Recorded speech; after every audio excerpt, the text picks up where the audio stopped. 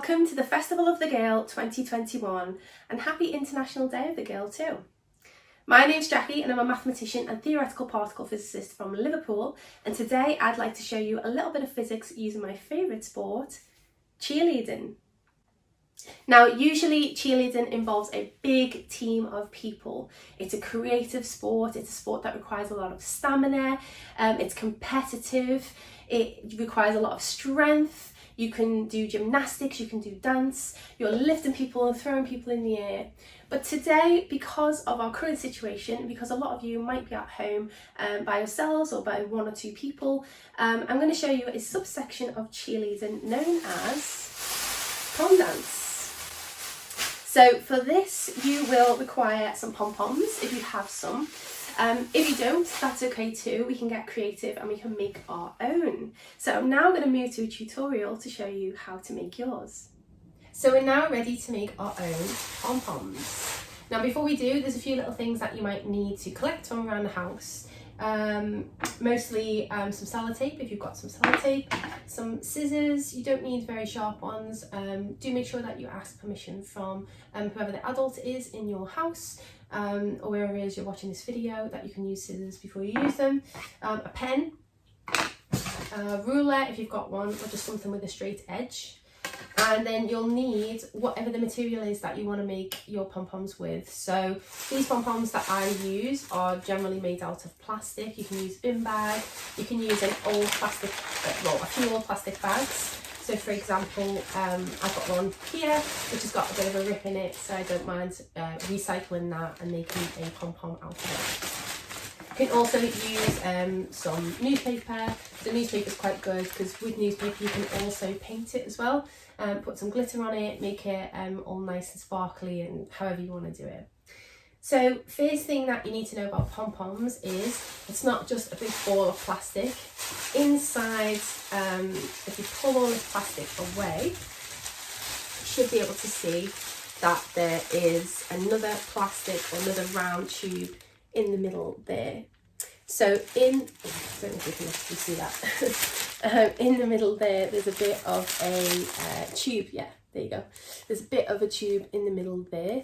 And so we want to create our own tube to begin with. So for that, you can use anything. If you've got like a kitchen roll in a tube, the cardboard bit, you can use that. If you've got some paper, I've got some brown paper from a delivery that I'm going to recycle and reuse.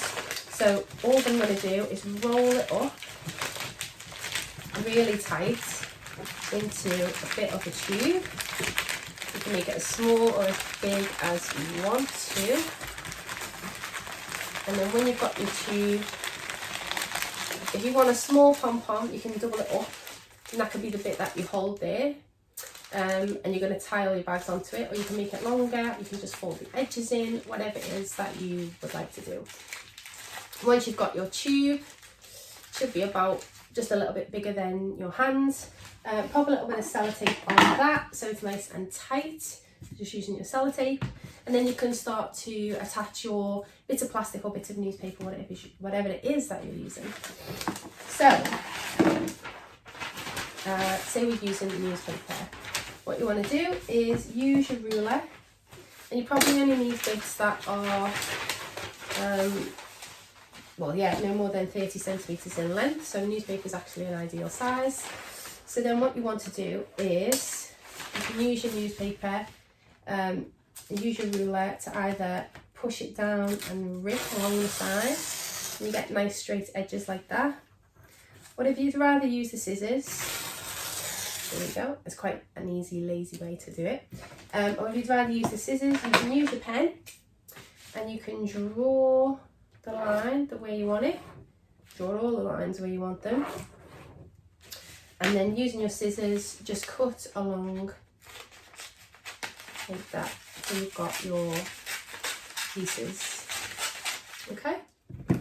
Once you've got enough of those, you need quite a lot. Probably about, I'd guess, maybe 50, maybe hundreds, just as many as you can make. The more you make it, the more chunky your pom-pom is going to be. But if you don't want it to be that chunky, then just use less. Once you've got your bits, You're then going to, you can paint them, you can do whatever you want with them. You're then going to wrap them around your pom-pom, your little, not pom-pom, sorry, the tube that's going to be your pom-pom. And then you can secure them with a little bit of sellotape. Let me just cut a little bit off. You can secure it with a little bit of sellotape so that it's on like that. Okay, and you can see how that will be the start of your pom-pom. And once you've got loads more, put them in all different directions. You'll have, doesn't look like much now, but it will do if you keep wrapping them on. You can also, if you want, just to secure them with a bit of tape in the middle, and then you've done two edges at once. Just need to make sure that that tape is really secure there. Okay, have a go at that, see how you get on. And then when you've made your pom-poms, if you want to make your pom-poms, it'd be great to see them on social media. If you want to continue with the video without making your pom-poms, that's absolutely fine too, and you're welcome to do so. It's just a bit of fun to have these, but it's not essential. Great, so you've now got your own pom-poms, and it'd be really good to see how these look. So if you can get your parents' permission to post on their social media channels, it would be great to tag us in a few of your creations to see whether you decided to use recycled plastics, newspaper, cardboard, paper, whether you painted them, whether you used glitter, whatever your creations look like. It'd be really good to see how they turned out. So do think about posting your pictures on social media and tagging us in those. Before we start, it'd be good to do a little bit of health and safety, and that's good for any sports that you're doing, to be honest. So the first one is to make sure with your arms outstretched, you can move 2 steps, just about, and 2 steps to the right, and that there's not going to be anything that you can bump into or knock over. The next one is to make sure that you're wearing sensible footwear. So cheerleaders often wear nice white shiny shoes with a really good grip, so that if you're the flyer in the air or you're doing any tumbling on the ground or gymnastics, you're not going to slip over and fall. So any shoes for this will do, that you can wear indoors, that aren't going to slip on the surface that you're dancing on today. And lastly, it would be great to have some water on board. So I've got a little bit of water here if I get thirsty during our dancing today. If you do, pause the video, take a little break. Absolutely fine to take a break. Have a little sip of water, make sure you stay hydrated, and then when you're ready, press the video to play and you can jump back in again.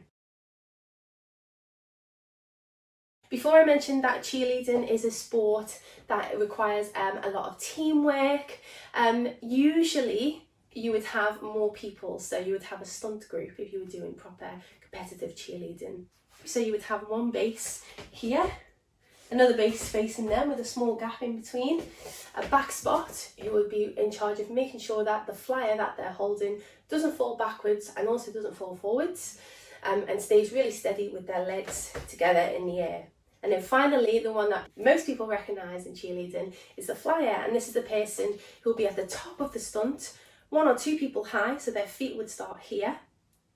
They're held by their bases, and they're in different poses, here, maybe even a leg in the air if they're flexible enough, and then they'll come down nice and safe and land. So back to pom dance. We've got our pom-poms at the ready, and we're ready to learn a routine. Not forgetting, of course, what I mentioned before, which is our little bit of physics. Now, in cheerleading, I said that we have flyers, that we have stunts, where we can be stood on one leg for long periods of time. Now, to be able to do this, you have to have a really good centre of mass. So let's give it a go. You can use your pom-poms, or you can leave your pom-poms to the side. If you're leaving your pom-poms to the side, or you didn't want to make any for this video, then you can just put your hands on the side of your hips here. Lift up one leg so that your toe is near your knee, not pushing on your knee, but just to the side or to the back. And I just want you to stand here for a moment. And some of you might wobble off, and that's okay. Some of you might wobble forwards, and that's okay. Some of you might find your knees are wobbling a little bit. And if that's the case, just straighten them, okay? Straighten and pull up. And what you want to do is you want to create the perfect centre of gravity. Your centre of gravity wants to be in a perfectly straight line. So if you were to stand something up, then the gravity comes straight back down and also pushes straight back up. So you want to do the exact same with your body. You want to think about pulling up, but also pushing down into the ground in a nice straight line. So it's good that we've mastered this now. You can try it with the leg if you want to. Might be a bit wobbly at first, but you want to master that centre of gravity, and it'd be really important for our routine. So that's just one way that physics can contribute to cheerleading. Another way is through jumps. So Newton's third law of motion, if you cover that in school yet, tells us that for every action there's an equal and opposite reaction. So I'm going to show you how to do a couple of jumps now in the way that we would do in cheerleading. So firstly, you're going to clap your arms together. You can draw your arms are nice and straight, 90 degrees if you can. Fist clap together, no open elbows. You're going to bend down slightly. You're going to push up, and you can either push your arms out into a nice high V shape, or you can push them out straight ahead, or there. For us, I think it's nicer when you're doing pom dance to go out in a V, so we'll go out in a high V. So you clap and bend, push out. As you push out, have a look at my feet. You go right on your tiptoes, and then as you swing down, I'm just going to do a pencil jump or a T jump. You jump there. Now, if I wasn't going to do the toes and push off so high, this is how my jump would look. Pretty small. Whereas if I put a lot of force into it, then Newton's third law of motion means that I'm going to go a lot higher in my jump, which is really important when you do different style of jumps with your legs out, a toe touch, where you're here, or a hairkey or a pike, or any of these things, okay? So let's try it with some force, using Newton's third law of motion to our advantage. Every action has an equal and opposite reaction. The more we put in, the more we're going to get out. Ready? You can try it with me. So we clap on 1, on our tiptoes 2, 3, 4. A lot higher. Let's try it faster. 5, 6, 7, 8. 1, 2, 3, 4, 5. Lovely. You might find that you wobble when you land a bit of practice and you'll be perfectly fine. Remember that centre of mass. So you don't want a centre of gravity. You don't want to land wobbly. You want to land straight back down. You can do a little bit of dip to just hold you steady there. Okay, so we practice jumps. Let's start our routine. Got your pom-poms? Let's go. So first, we're going to hold them here. 5, 6, 7, 8. Step forward 1, step forwards 2, step back 3, 4. Should we try that again? Okay, step forwards, high V. So you're stepping forwards on your right leg and high V.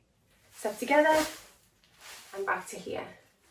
Step back left leg, low V. So you should see it looks like a low V, an upside down V. And step back together.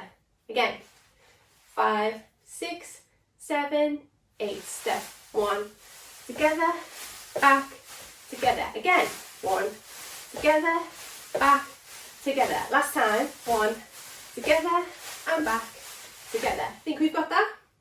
Great. So from there, so you've just done step forwards on your right leg, together, step back, together. And I should have mentioned before, cheerleading is a sport of smiles. So lots of smiley faces while you're dancing. It really helps, and really helps you to sort of boost your happiness levels as well, so you should enjoy it a little bit more. So here, forwards, together, back, together. We're now going to go to our left, here, and right. And again, here, right. And just arms is this. And you can look if you want, so it goes left and right, left and right. Okay? You put it all together. 5, 6, 7, 8. Step 1, together, back, together. Go left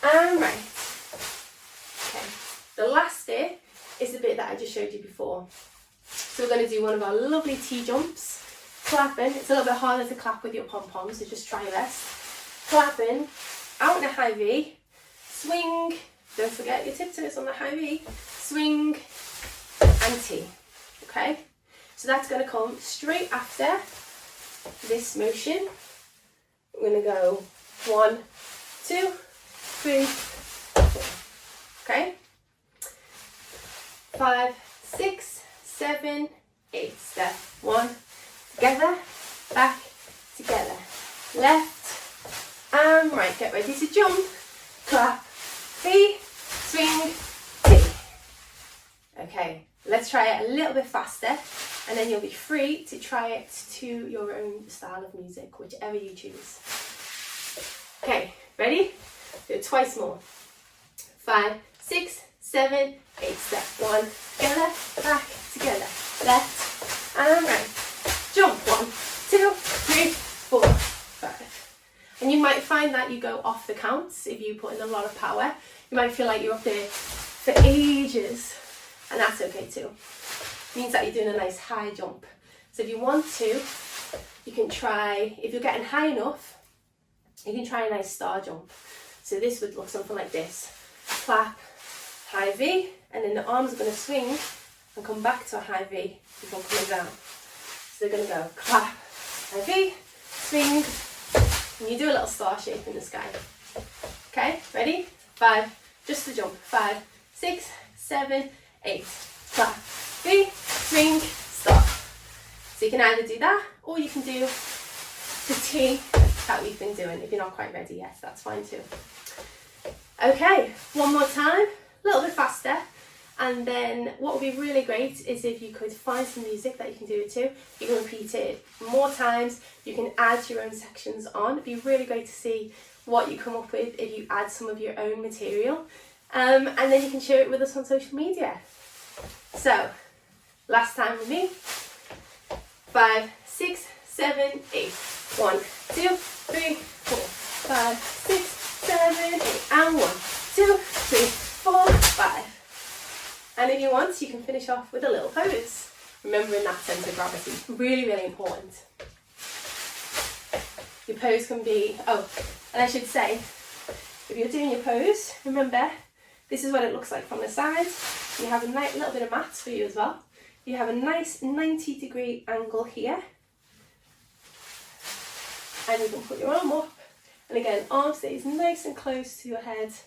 There, straight up. Okay, I know I said it one more time. Last time with a pose of your choice at the end, you can do anything you want. You can do here, you can do here, you can do, if you can do splits, you can drop the splits, whatever you want to do. Okay, 5, 6, 7, 8. 1, 2, 3, 4, 5. 1, 2, 3, 4, 5, and pose. Thank you so much for joining me today to do a little bit of cheerleading, learning a little bit of physics along the way through my favourite sport. And I hope that I've encouraged you to try out cheerleading if you're not doing it already. And to don't forget to share, I'm out of breath. Don't forget to share your pom-poms and your dances and your creations with us on social media, with of course your parents' permission first. You can dance to your favourite tunes, show us those videos by tagging us in these posts using the hashtag Festival of the Girl 2021 and hashtag Girl Power. I hope that you've enjoyed this session. My name's Jackie. It's been amazing to do this video for you. I hope that you've enjoyed it, and I hope that you enjoy the rest of the videos by our creators for Festival of the Girl 2021. See you soon. Bye.